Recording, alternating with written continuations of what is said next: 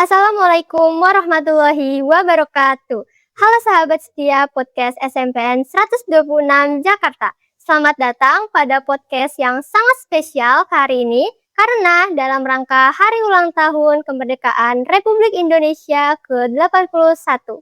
Sebelum saya memperkenalkan diri, saya ingin membacakan satu buah pantun. Diharapkan teman-teman di rumah menjawab cakep ya. Jalan-jalan ke kota tua. Jangan lupa membeli kuaci. Selamat datang di podcast kita, Semangat Merdeka di Dalam Hati. Saya Listi Artidinata Mahir dari kelas 86. Dan tentunya saya bersama dengan dua narasumber hebat kita, yaitu Bapak Suherman MPD selaku Kepala Sekolah SMPN 126 Jakarta dan Ketua OSIS SMPN 126 Jakarta, yaitu Kak Kaila Maulidia Zafira. Baik, jadi hari ini kita memiliki tema yaitu Generasi Merdeka, Generasi Berkarya. Langsung saja kita ke pertanyaan pertama untuk Bapak Suherman. Bagaimana Bapak memaknai Hari Kemerdekaan ke-81 tahun ini, khususnya dalam konteks pendidikan dan kehidupan siswa di SMPN 126 Jakarta? Baik, terima kasih kesempatan ini di Hari Ulang Tahun Kemerdekaan Republik Indonesia ke-81, perjalanan yang sangat luar biasa terkait dengan kemerdekaan. Kemerdekaan itu sebuah kebebasan, ya, kebebasan dari belenggu. Nah, disinilah ya pendidikan punya ruang untuk memberi kesempatan kepada anak-anak peserta didik untuk berpikir secara bebas tetapi bertanggung jawab, ya, di mana anak-anak diberi ruang untuk mengembangkan dirinya sesuai dengan potensinya, sesuai dengan potensi dirinya agar bisa optimal. Nah, tentunya dalam konteks pendidikan di SMP 126 Jakarta,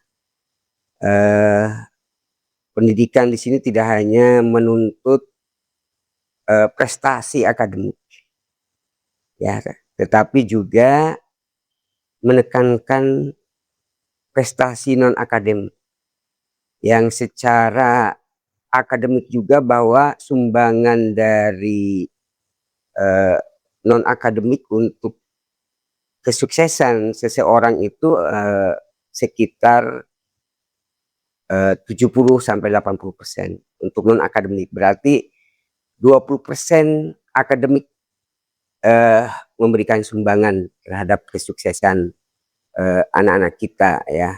Walaupun hanya 20% itu sangat penting. Nah, untuk mengembangkan prestasi non akademik, selain ada kegiatan intrakurikuler kaitannya dengan akademik, juga ada kegiatan-kegiatan yang sangat keren, yaitu kegiatan kokurikuler. Ya, kegiatan kokurikuler ini ditujukan untuk memperdalam, ya, untuk apa ya, melakukan hal-hal yang lebih realistis di dalam pembelajaran intrakurikuler, yang mana di dalam pelajaran kokurikuler ini mereka akan praktik, berkolaborasi, ya, di mana akan ditanamkan nilai-nilai karakter yang sangat penting, gitu, ya. Mereka akan berkolaborasi, kemudian bekerja sama, berpikir kritis, ya kan, pantang menyerah, dan akan menciptakan karya-karya yang luar biasa.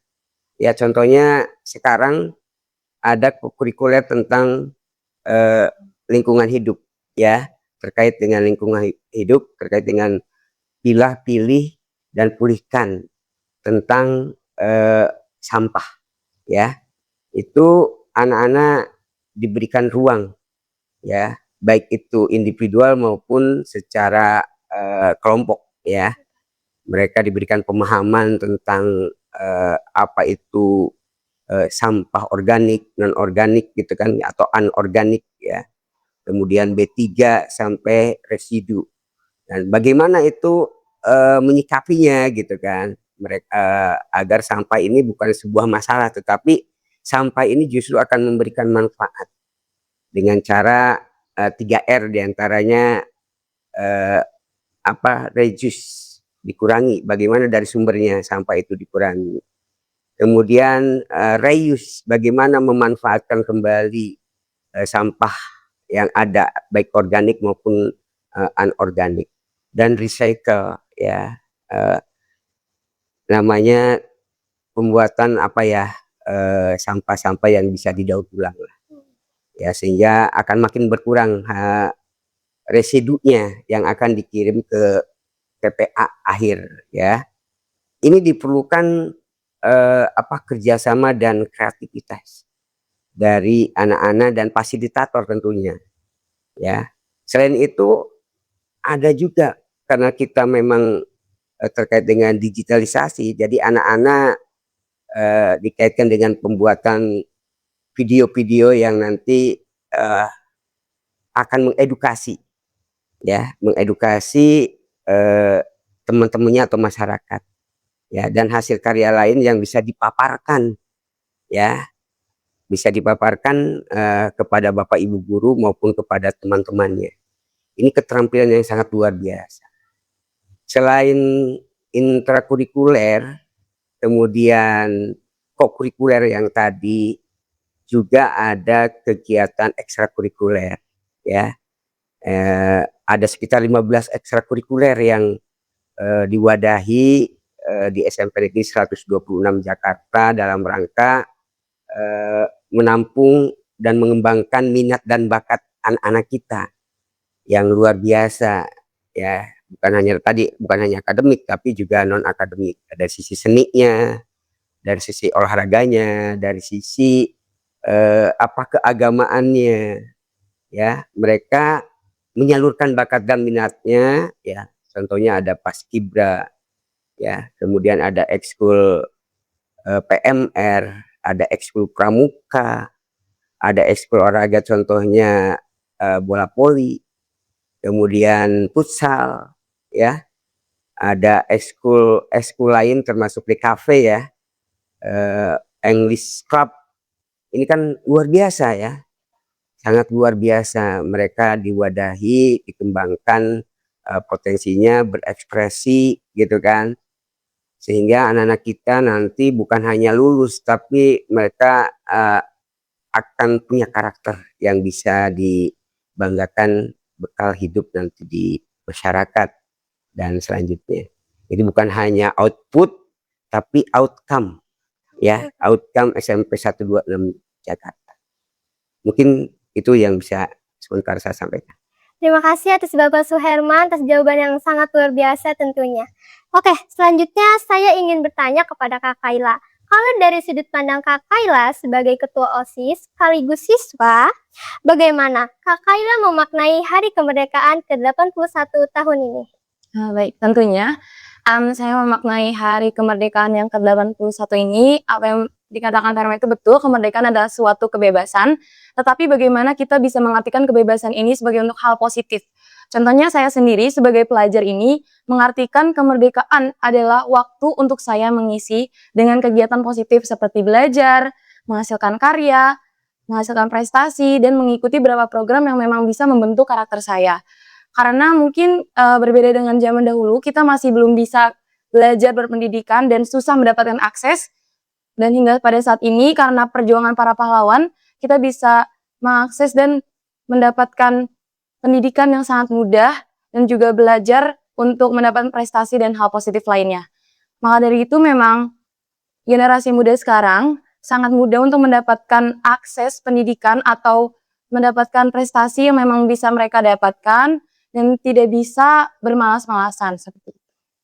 Terima kasih atas Kak Kayla jawabannya. Wah, dari Pak Suherman dan Kak Kayla, pertanyaan pertama saja sudah luar biasa ya jawabannya.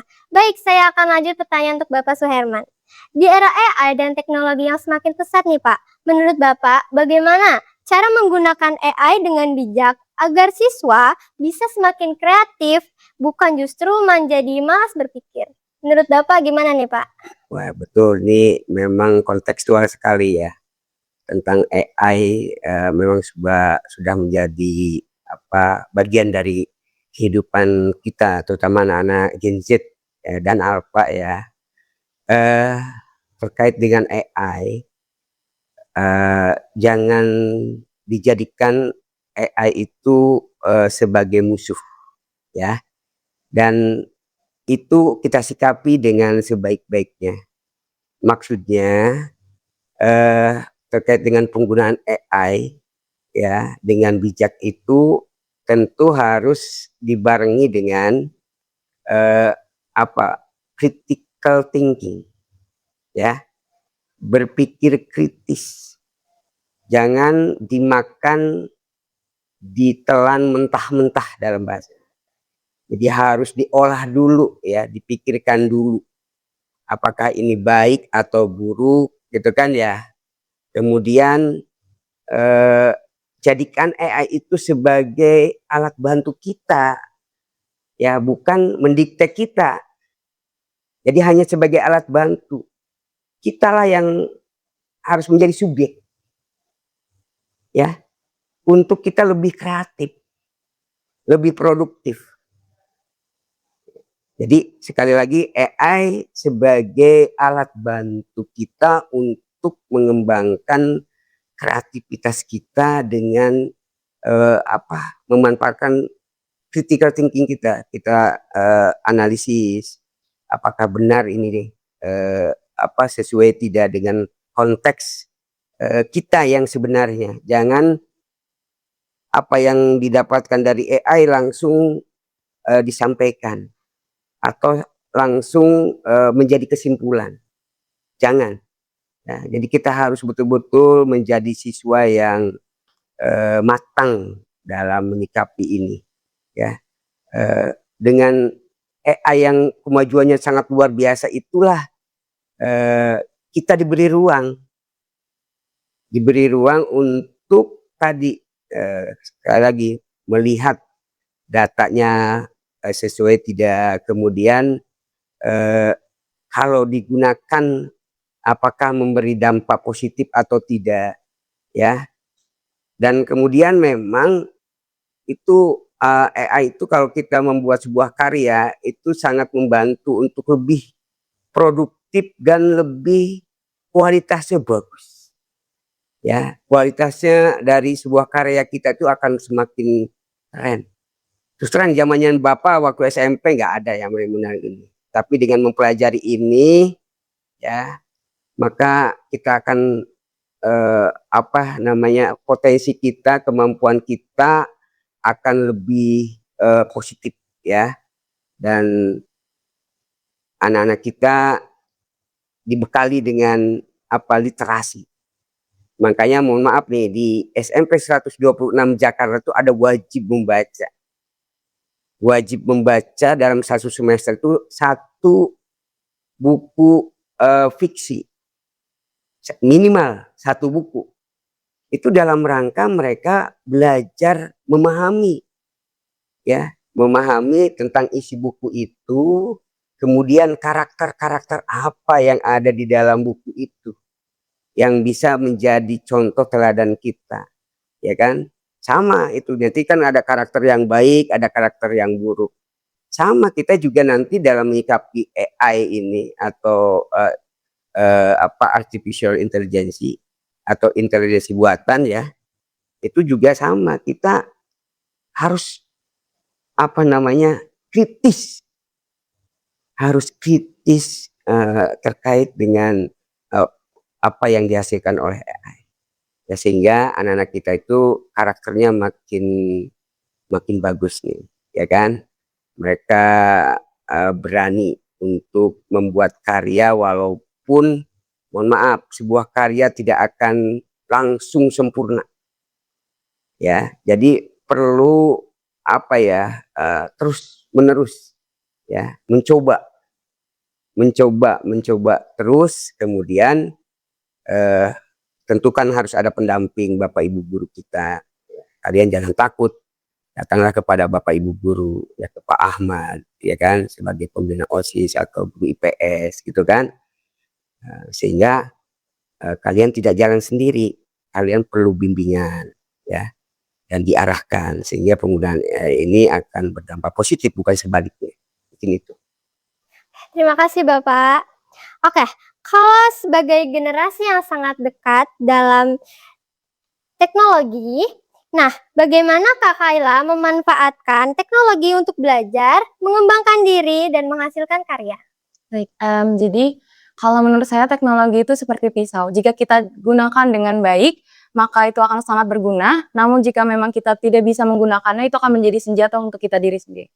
Karena teknologi itu sangat luas. Contohnya sosial media. Sosial media ini sangat banyak digunakan oleh generasi muda untuk sarana belajar ataupun membuat karya digital.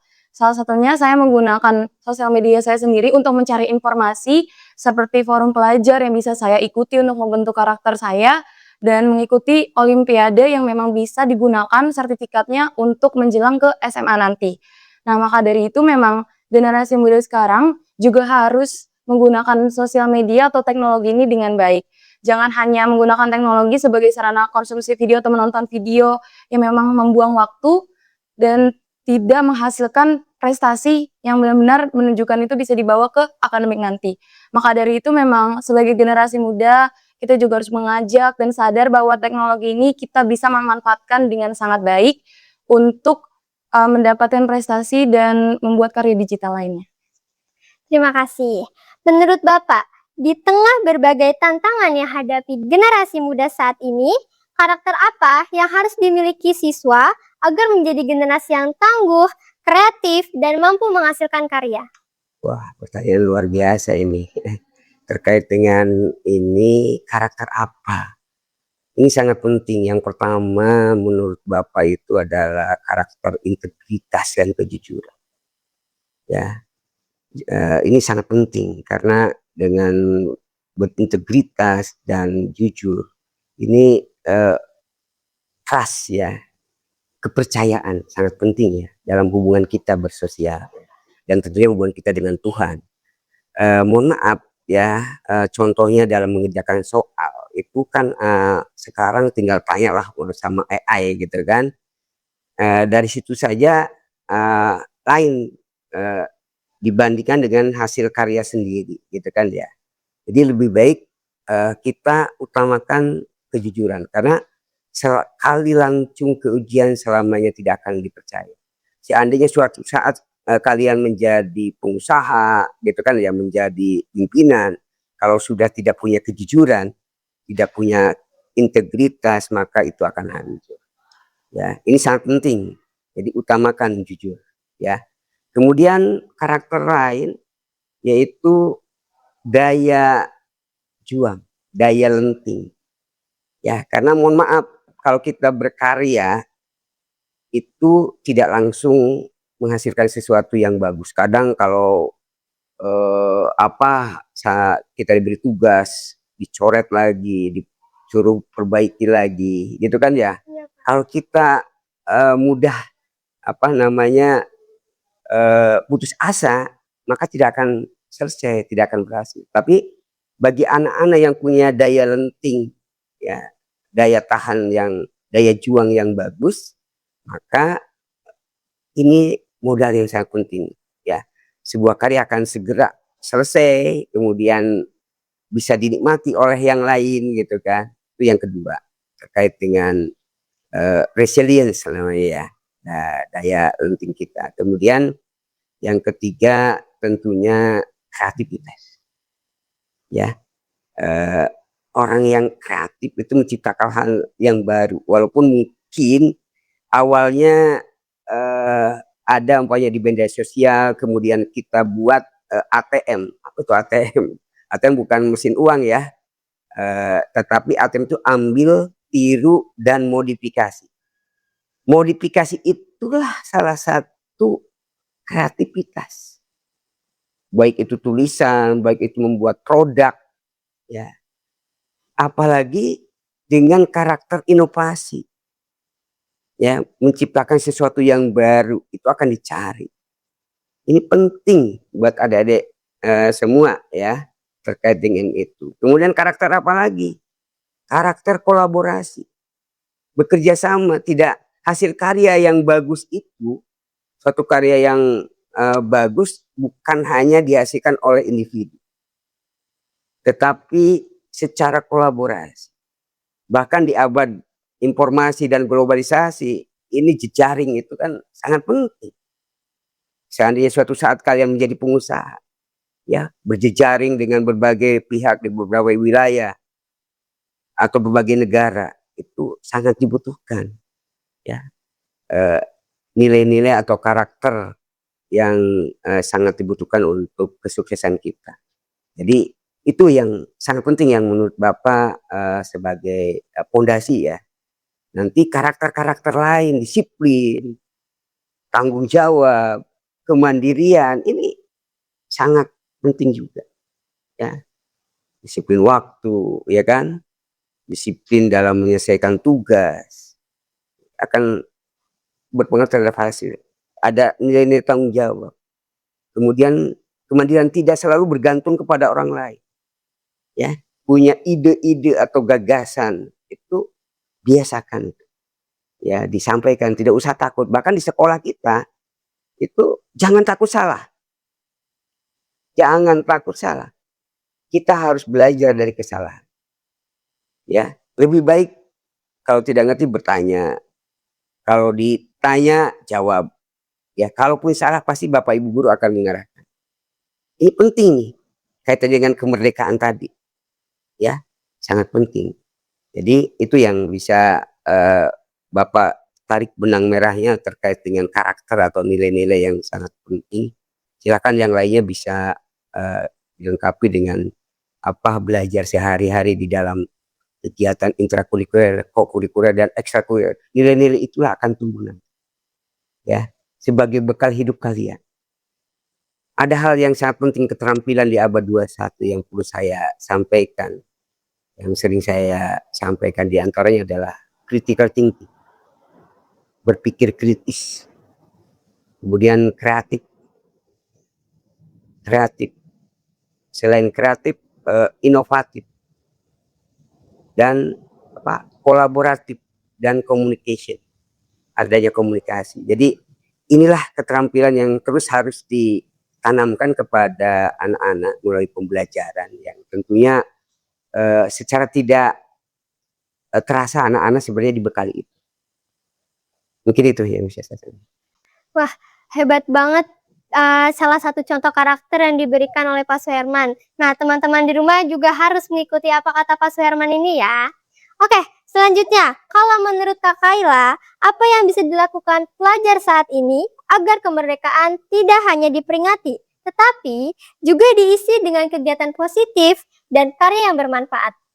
Baik, dalam memperingati Hari Kemerdekaan ini kita juga bukan hanya sekedar memperingati, tetapi kita juga mengisi dengan kegiatan hal positif. Contohnya kemarin di sekolah kita mengadakan lomba 17-an yang memang bisa mendukung antara kolaborasi siswa, di mana mereka saling bersemangat untuk mendapatkan juara, berinteraksi dengan temannya, dan juga kita membuat video bagaimana perlombaan 17-an itu berlangsung. Dan itu juga salah satu cara kita meningkatkan karya para siswa-siswi untuk menggunakan media sosial atau teknologi dengan baik. Dan juga bagaimana cara kita mengisi dengan hal positif itu dengan menghasilkan karya, contohnya seperti kemarin kita membuat bendera merah putih ataupun aksesoris yang misalnya bisa kita gunakan oleh teman-teman kita. Oke, terima kasih. Oke, selanjutnya saya akan memberikan pertanyaan yang sama untuk Pak Suherman dan Kak Kayla. Langsung saja kita ke pertanyaan pertama. Di tengah banyaknya konten yang kita konsumsi setiap hari, bagaimana caranya agar generasi muda tidak hanya menjadi penonton atau pengguna teknologi, tetapi juga mampu menjadi pencipta dan menghasilkan karya? Silakan Pak Suherman, bisa dimulai terlebih dahulu. Ya, saya sangat setuju anak-anak diberi ruang untuk berkarya, merasakan dia. Ya, contohnya kita memprogramkan tadi salah satu kegiatan yang selama 1 semester ini itu tentang kegiatan kokurikuler. Ya, mereka anak-anak diberi kesempatan untuk merasakan sendiri dari mulai merencanakan ya dengan teman-temannya berkolaborasi, menyampaikan gagasan-gagasannya di situ, ya kan? Kemudian disepakati, kemudian setelah merencanakan ya apa yang akan dibuat ya kan terkait dengan menyikapi tentang mengolah sampah ya, tentang mengolah sampah. Selain menghitung mungkin biaya dan sebagainya, anak-anak diajarkan bagaimana numerasinya, selain literasi ya. Jadi ada nilai-nilai numerasi di situ. Kemudian anak-anak melaksanakan rencana tadi, ya kan, mempraktikkan ya secara berkolaborasi juga gitu kan. Apa yang sudah direncanakan, kemudian hasil karyanya entah itu dari sisi mungkin digitalisasinya yaitu membuat video vlog ya sebagai edukasi atau rangkaian kegiatan dalam rangka memilah ya kemudian memilih dan bagaimana agar sebuah sebuah masalah menjadi solusi ya, menjadi sebuah karya yang bagus. Selain itu juga nanti mungkin ada karya-karya yang lain, contohnya dari plastik minuman bekas minuman, botol bekas minuman itu dibuatlah semacam ecobrick ya kan ya. Mungkin kelompok lain ada yang membuat hasil karya lain, misalnya mereka membuat mainan dari botol bekas minuman atau membuat pot untuk menanam tanaman gitu kan ya. Atau dari sisi yang organiknya, sampah organiknya dibuatlah composting ya dan lain-lain. Disitulah anak merasakan ada nilai-nilai kerjasama, kemudian ada nilai-nilai menyampaikan gagasan, ada membuat sebuah karya. Ini sangat penting. Bahkan nanti akan dipamerkan. Ya, mungkin pada pameran itu selain menampilkan produk juga akan dipresentasikan. Ini keterampilan tadi communication sangat penting ya anak-anakku sebagai keterampilan abad 21 ya yang perlu diinginkan. Jadi anak harus berani berkarya. Makanya kita diberi ruang. Ya, kalau sudah menjadi budaya itu akan dengan sendirinya ya akan terbentuk. Sehingga literasi yang tadi disampaikan ada numerasinya gitu kan, itu akan memperkuat karakter yang harus dibangun untuk bekal anak-anak dalam kehidupan sehari dan di masa depan. Apalagi sekarang dengan adanya globalisasi, kita harus siap.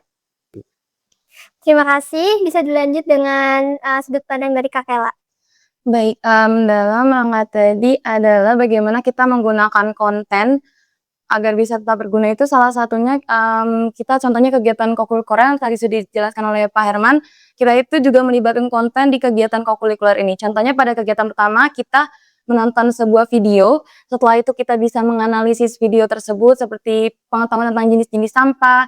Dari video tersebut kita bisa merealisasikannya ke sekolah kita dengan menemukan sampah-sampah di sekitar lingkungan sekolah dan dibagikan berdasarkan kategori jenis sampahnya. Selain kita menggunakan konten dengan baik, kita juga membantu untuk membersihkan lingkungan sekolah. Dan apalagi dalam kegiatan ini kita juga ada perlombaan di mana kita harus membuat video dari awal kegiatan hingga nanti akhir kegiatan. Dari perlombaan yang memang diadakan ini juga mendukung konten agar kita bisa belajar bagaimana kita membuat konten dengan baik dan kita bisa mengedukasi serta menginspirasi ketika kita sudah membuat konten. Oke, baik. Kalau Bapak dan Kak Kaila harus memilih satu pahlawan yang paling menginspirasi, siapa yang dipilih dan apa nilai perjuangan yang paling menginspirasi? sehingga bisa diteladani oleh generasi muda saat ini? Wow, siapa ya yang Bapak pilih? Ki Hajar Dewantara Ya, jadi Mantara. atau Kenapa tuh, Pak? dikenal dengan Suwardi Suryaningrat ya. Itu nama aslinya Suwardi Suryaningrat. Kenapa Bapak memilih Ki Hajar Dewantara? Dia sebagai Menteri Pendidikan yang pertama kali Indonesia berdiri, pertama kali Indonesia merdeka, dan berkat sumbangsihnya terhadap pendidikan, beliau dinobatkan sebagai Bapak Pendidikan Nasional. Kontribusi yang sangat luar biasa dari Bapak Ki Hajar Dewantara. Dan ada semboyan yang beliau gaungkan sampai sekarang itu melekat dan sesuai ya dengan kebutuhan pendidikan kita, yaitu Ingarso Sungtolodo, Ing Madio Mangunkarso, Tuturi Handayani.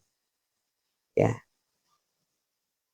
Artinya Ingarso Sungtolodo itu sebagai guru kita harus menjadi teladan, contoh, ya.